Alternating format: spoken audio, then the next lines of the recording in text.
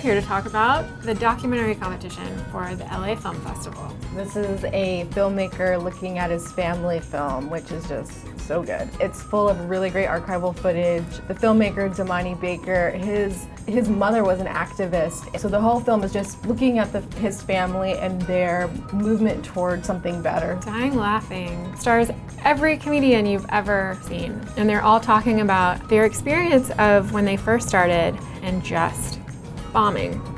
The Last Gold, the Summer Olympics in 1976 in Montreal, and it's a story in particular of the women's swimming teams from the United States and from East Germany. Unbeknownst to them, they were doped. They were given a regimen of anabolic steroids.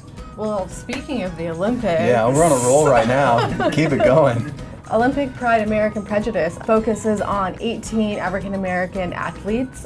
You've probably heard of Jesse Owens, and so this film talks about the 17 other athletes that were with him in the 1936 Berlin Olympics. Niles is a film about a father and a son. A son decides to make a documentary about his father who runs a small electric company in Vermont. And his dad is exploring alternative sources of electricity. And in the midst of making this film, the son discovers something about his father that's been hidden. Company Town is really powerful story that an incredible amount of trust from a community in Crossett, Arkansas.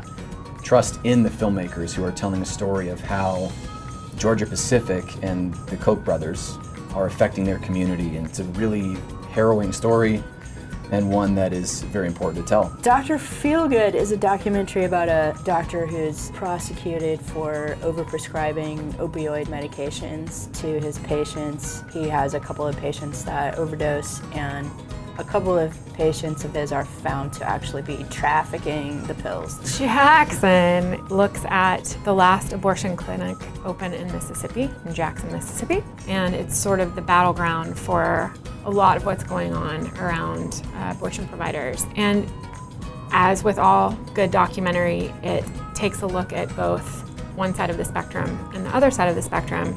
The ultimate love story. I mean, and you wouldn't expect it. It's about an Iraqi soldier who falls in love with a translator, and he ends up getting a visa to leave, but his partner doesn't, and so they're separated for years. Political Animals is a film about 4 lesbians that were in the California state legislature all at the same time in the 90s. They single-handedly wrote much of the LGBT legislation that was passed. What They Call Us Monsters is a really compelling look at how we sentence young kids as though they're adults. And it's a nuanced documentary in that you completely are wondering why we write the laws the way we do and how this came to be.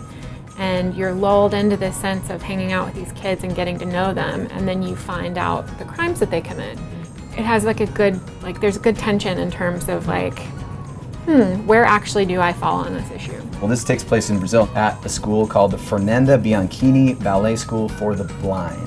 Really, really beautiful, touching film. I cried multiple times and have no shame in admitting it.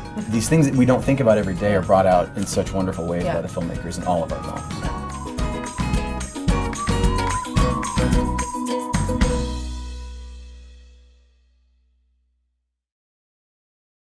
I'm a real believer in movies are moments in time, and if you had different money or different people, it would be different, but it is what it is, and you have to really get on the boat, and this is the boat that you have to cross this particular river at this particular moment in time, and you just have to go with it.